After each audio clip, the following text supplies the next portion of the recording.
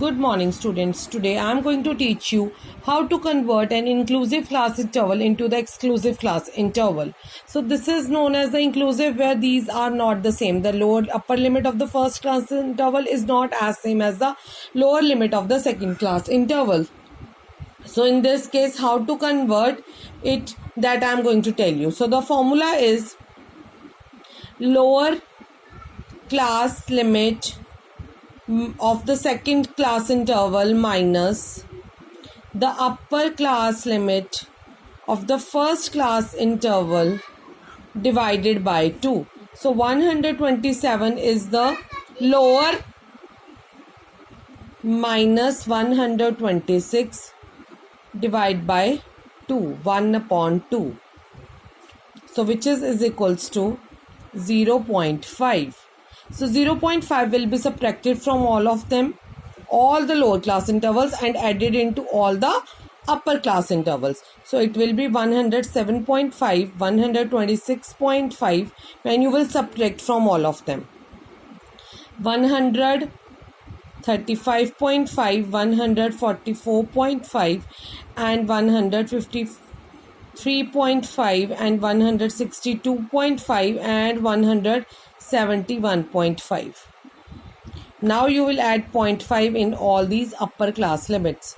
126.5, 135.5, 144.5, 153.5, 162.5, 171.5, 180.5. So this is the way how to convert your inclusive class interval into the exclusive class interval.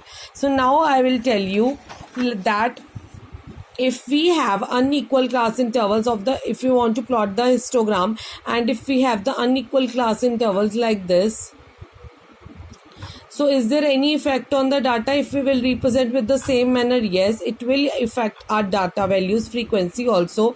So let's see how to convert, how the length of all the width and the frequency should be proportional so that our interpretation will be correct. So if the data will be like this, now how to convert this type of class intervals such that, and we can't change the class interval here, we can change only this number of the students, this data. First of all, for this we have to find the minimum class interval length. So the minimum class interval length is, you can see that it's 10. So we have to multiply everything with the 10 and divide with the original width of these class intervals. So first we will write the original width of these class intervals.